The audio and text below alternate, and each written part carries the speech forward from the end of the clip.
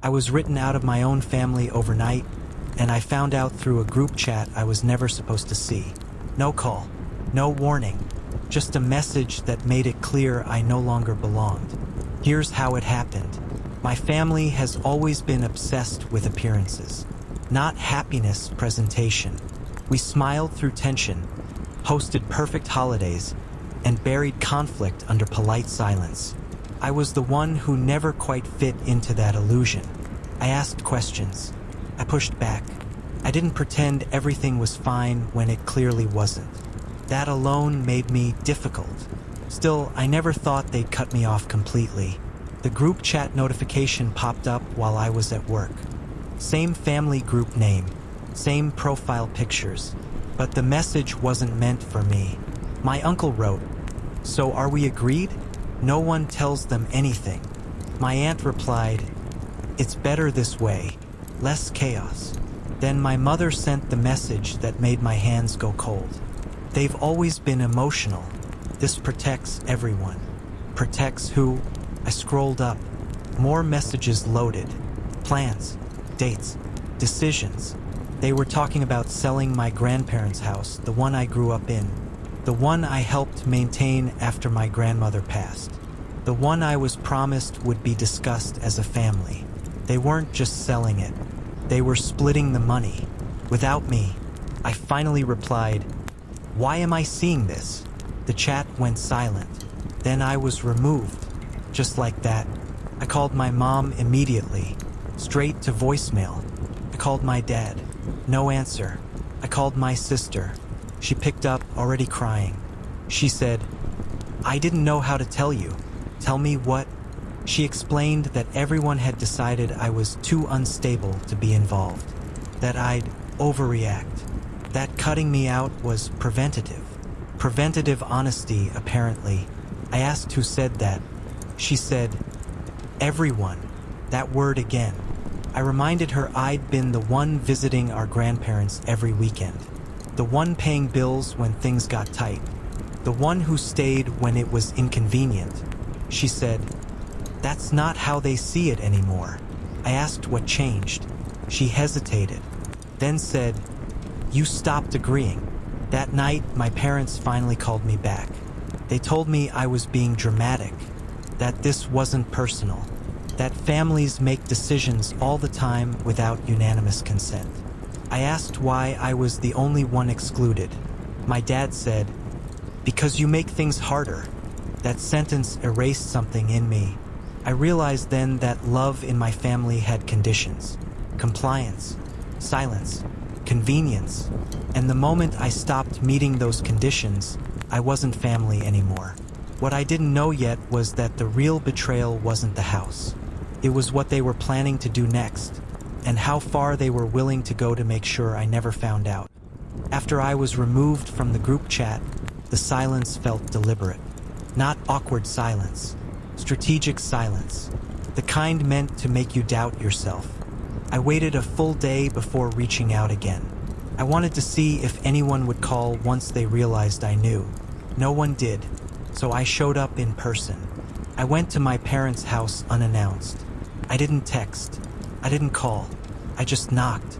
My dad opened the door like he'd been expecting me, which told me they'd already discussed what to say. They invited me in and sat me down like this was an intervention. My mom spoke first.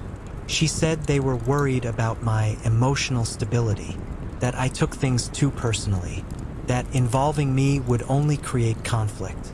I asked when caring about being included became a character flaw. My dad said this wasn't about feelings. It was about efficiency. Efficiency. I asked who decided that. He said, "We all agreed." That phrase again, the collective shield. I asked if anyone had actually asked me what I wanted. My mom said, "We knew." That's when I asked the question that changed the tone of the room. "Did you think I wouldn't notice?" They exchanged looks. My mom's jaw tightened. She admitted they hoped I wouldn't, that the sale would be done before it became an issue. I asked what they planned to tell me afterward. She said, "We'd explain after the money was gone." I reminded them I'd paid property taxes more than once, that I'd covered maintenance, that I had receipts. My dad's face hardened. He said, "That was your choice." That was the moment I realized they weren't ashamed. They were annoyed that I'd disrupted a plan that worked better without me. I asked if I was getting anything from the sale. My mom hesitated, then said, "We thought it would be best if you didn't." "Didn't what?" She said, "If you didn't benefit. It might encourage dependency." I laughed, because I was the only one in that room who had never asked them for money. I told them I wasn't asking for special treatment. I was asking for equal treatment. My dad said, "Equality isn't always fair." I stood up. I told them that if this went through, they'd made their choice clear. My mom asked if I was threatening them. I said no. I said I was warning them. That night, I got a text from my sister. She said they were worried I might do something drastic. That's when I realized they weren't just cutting me out. They were building a story about me, one where I was unstable, unreasonable, and dangerous. And once families decide who the villain is, facts stop matching. What I hadn't realized yet was how far they'd already gone to make sure no one would believe me when the truth finally came out. 2 weeks later, I found out they'd already told everyone.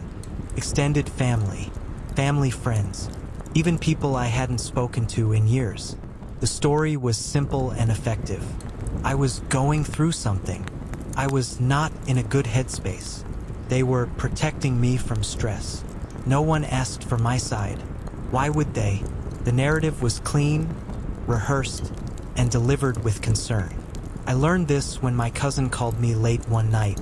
She didn't accuse me of anything. She just asked, carefully, if I was doing okay. That's when it clicked. They hadn't just excluded me from the house sale. They'd preemptively discredited me. I confronted my parents again. This time, I didn't raise my voice. I didn't argue details. I asked one question. "Did you tell people I wasn't stable?" My mom didn't deny it. She said, "We had to explain why you weren't involved." Explain what exactly? She said they were worried I'd react badly if I knew too much. I asked if they realized how manipulative that sounded. My dad said, "You're proving our point right now." That was it. There was no version of this where I won. If I stayed calm, I was fragile. If I got upset, I was unstable. If I defended myself, I was dramatic. I told them I was done. Done trying to earn a seat at a table I was never welcome at. I walked out and didn't look back. A month later, the house sold. I wasn't listed anywhere. No mention. No acknowledgement. Then something unexpected happened.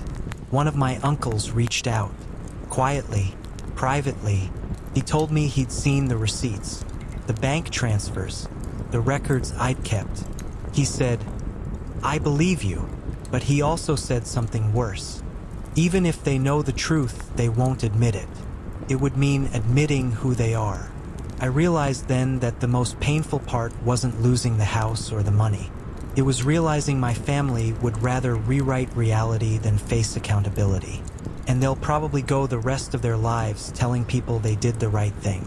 And I'll go the rest of mine knowing exactly how disposable I was. If these stories hit close to home and you want more raw, uncomfortable family truths like this, subscribe. Because not every family story has a clean ending, but the real ones deserve to be told. I cut off my entire family with one sentence, and the silence afterward lasted almost 5 years. No calls, no holidays, no emergencies. Then one night, my mother showed up at my door crying, acting like none of it had ever happened. Here's how it happened. I was always the responsible one, the kid who didn't cause trouble, the one who picked up slack when things got messy. If something needed fixing, covering, paying for, or smoothing over, it somehow became my job. I didn't mind at first. I told myself that's just what families do. But there was one rule in my family that never changed. When something went wrong, it was never my younger brother's fault. He crashed cars, they blamed stress. He lost jobs, they blamed bad managers. He borrowed money and never paid it back, they blamed timing. I was the one expected to understand. The moment everything broke was about our childhood home. Our parents decided to sell it. Downsizing, they said. Simple, practical. They asked me and my brother to come over to talk logistics. I walked in thinking this was just paperwork. Instead, they told me the plan.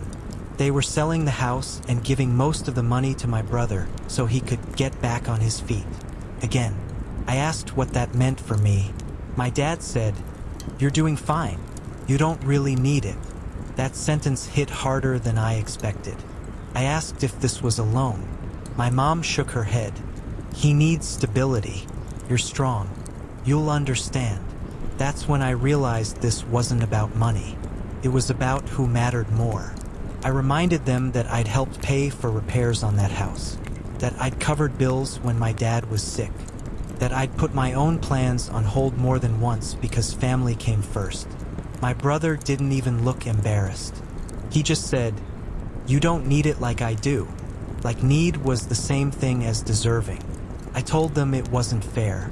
My mom sighed, and said, "Why are you making this difficult?"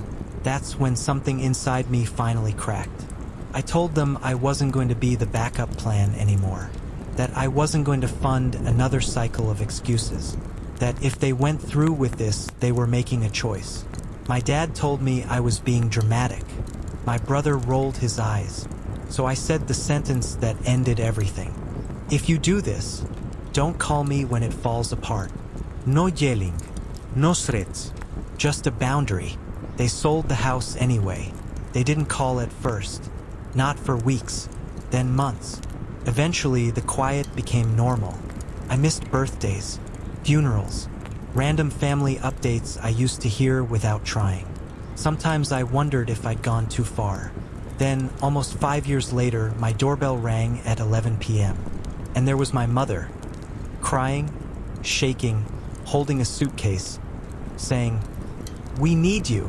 And I hadn't yet heard what they'd lost this time. I didn't invite her in right away, not because I was trying to be cruel, but because I needed a second to breathe.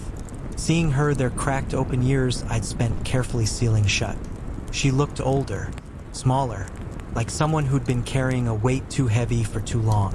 She said my name the way she used to when I was a kid, soft, familiar, like nothing had changed. Everything had changed. I let her sit on the couch. She kept apologizing without saying what she was apologizing for. Just, "I'm sorry" on repeat. Like if she said it enough times, it would cover everything. Finally, I asked where my dad was. She said he was staying with a friend. I asked where my brother was. She looked down. That's when the story started spilling out. They gave him the money, almost all of it.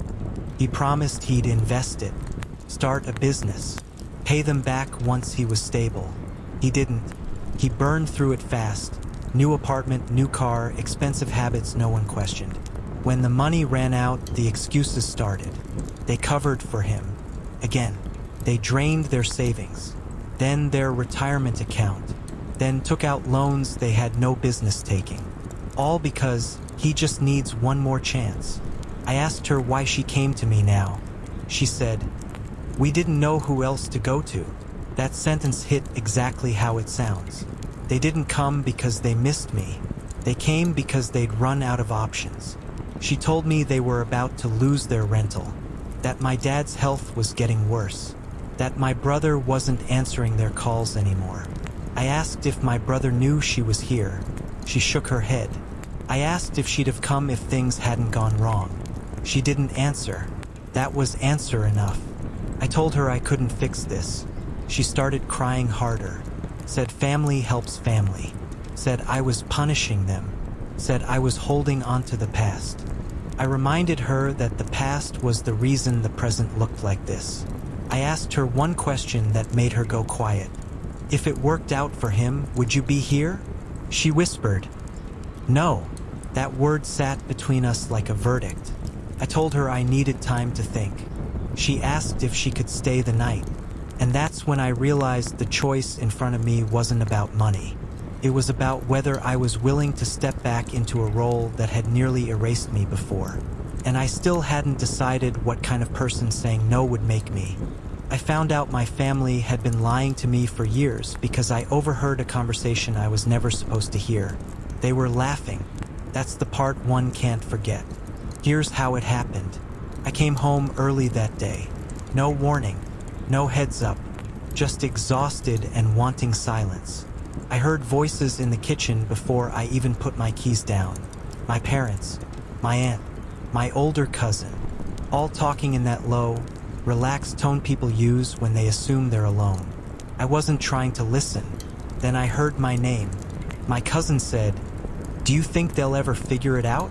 My mom laughed softly and said, "I doubt it. They never question us."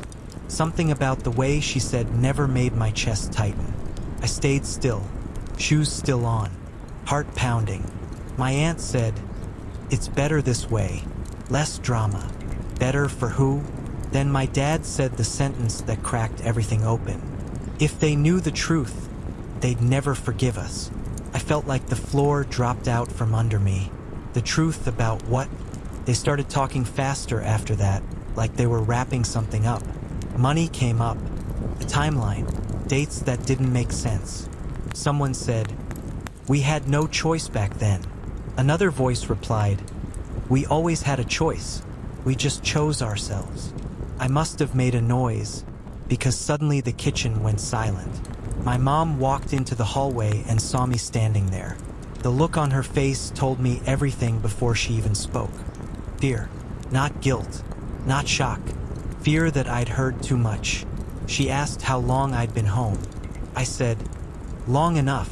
She told me I was misunderstanding things, that adults talk about complicated stuff, that I shouldn't jump to conclusions. But her hands were shaking.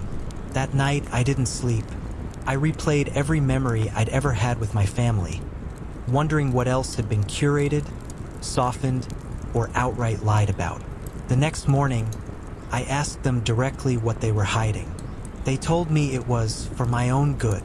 That phrase should come with a warning label, because when families say that, it usually means the truth is about to hurt, and they've already decided you're the one who can take it. And I had no idea that by the end of that week, I'd be questioning whether I even belonged in my own family at all. If you made it this far, you already know these family stories don't end clean, they end real. Subscribe for more intense Reddit-style family drama that exposes the truths people hide the longest. My sibling got everything, the inheritance, the support, the excuses, and I got blamed for breaking the family apart. They still tell people I walked away. That's not what happened. Here's how it actually started. It happened during a family dinner that was supposed to be normal. No big announcement, no warning signs. Halfway through the meal, my dad casually mentioned that my sibling would be handling the estate going forward. I thought he meant paperwork. I asked what that meant for me. The room went quiet. My mom avoided eye contact. My sibling kept eating. Finally, my dad said, "We didn't think you'd want to be involved." That sentence landed heavier than it should have. I asked why. My sibling finally looked up and said, "You're always busy." Busy? I reminded them I'd taken time off work more than once to help our parents. That I'd driven hours when something went wrong. That I'd been there when it mattered. My mom said, "This isn't an attack," but it felt like one. They started listing reasons. Small things, old disagreements, moments where I didn't agree or didn't show enthusiasm. It became clear they'd been keeping score.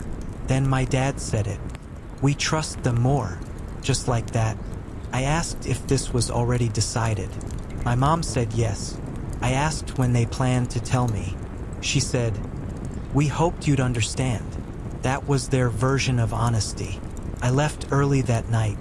The next morning, my sibling posted a photo online, standing in front of my parents' house, captioned, "Big responsibilities ahead."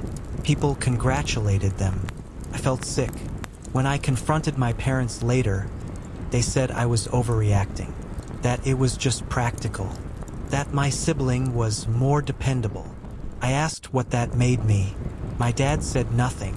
Silence can be an answer too. What I didn't know yet was that this wasn't just about trust or favoritism. They'd already signed documents, and my name wasn't on a single one of them. After that dinner, things moved fast. Too fast for something that was supposedly no big deal. I started noticing little changes. Mail that used to come to the house stopped. Conversations that used to include me suddenly didn't. Decisions were being made in rooms I wasn't invited into. I asked my sibling directly if they knew how this looked. They said, "You're taking it personally." Of course I was. It was personal. I asked if they thought it was fair. They shrugged and said, "Mom and Dad decided." That shrug told me everything. They weren't uncomfortable. They weren't conflicted. They were relieved. I went through old messages trying to figure out when the shift happened. When I stopped being responsible and started being difficult. The answer was obvious. It was the first time I disagreed. I questioned a financial decision months earlier. Not aggressively, just asked why things were being done a certain way. My mom told me then that I complicated things. Apparently that was enough. I asked to see the documents. My dad refused. He said, "We don't need to justify ourselves." That hurt more than the decision itself. I reminded them I was their child too. My mom said, "This isn't about love." That's the sentence that stayed with me. If this wasn't about love, what was it about? Control? Convenience? Punishment? A week later, I got a call from a family friend congratulating me on being okay with everything. That's when I realized the story had already been told. According to them, I'd been consulted. I'd agreed. I was supportive. I was the reasonable one who didn't need anything. I confronted my parents again. I told them people were being lied to. My dad said, "We told them what mattered." I asked what that was. He said, "That you're not involved." I asked why. He said, "Because you make things uncomfortable." That word again. Uncomfortable. Truth is uncomfortable. Accountability is uncomfortable. Facing favoritism is uncomfortable. So instead, they rewrote the narrative. My siblings started making decisions openly. Selling things. Rearranging rooms. Talking about the future like I didn't exist in it. Every time I spoke up, I was told to calm down. Every time I stayed quiet, they took more. By the time I realized what was really happening, I wasn't just being sidelined. I was being erased. And I had no idea how ugly it would get once I finally refused to stay quiet anymore. The breaking point came when I found out they'd already told people I'd stepped back voluntarily. That was the phrase they used. Voluntarily. As if I just decided one day that I didn't care about my own family anymore. I heard it from a cousin first, then a neighbor, then someone I barely knew who told me they admired my maturity. I realized then that my silence had been weaponized. I confronted my parents one last time. I asked them directly if they told people I chose this. My mom said, "It sounded better than the truth." I asked what the truth was. She said, "That you wouldn't stop questioning us." That sentence hurt more than anything else they'd done. Questioning them was my crime. Not yelling, not disrespect, not neglect, curiosity. I asked my sibling if they were okay with this version of events. They said, "It keeps the peace." Peace for who? Certainly not for me. I told them I wouldn't play along anymore, that if someone asked, I'd tell the truth. My dad said, "That would destroy the family." I asked how a family that survives on lies was worth preserving. No one answered. Within weeks, the tone changed. I was no longer the sensitive one. I was the problem, the ungrateful child, the one holding grudges. They framed my refusal to lie as betrayal. And that's when I understood something painful. They didn't cut me out because they loved my sibling more. They cut me out because I wouldn't accept being smaller. I walked away after that. No dramatic curvie. No big speech. Just distance. Months later, I heard they'd hit problems. Legal issues. Confusion. Arguments. My sibling reached out once, asking if I could help, like before. I didn't reply, not because I wanted revenge, but because the version of me they erased was the only one who would have saved them. If this story made you uncomfortable, that's because it's real, and real family betrayals rarely look dramatic until it's too late. Subscribe for more raw, high-intensity Reddit-style family stories that expose the truths people don't like admitting.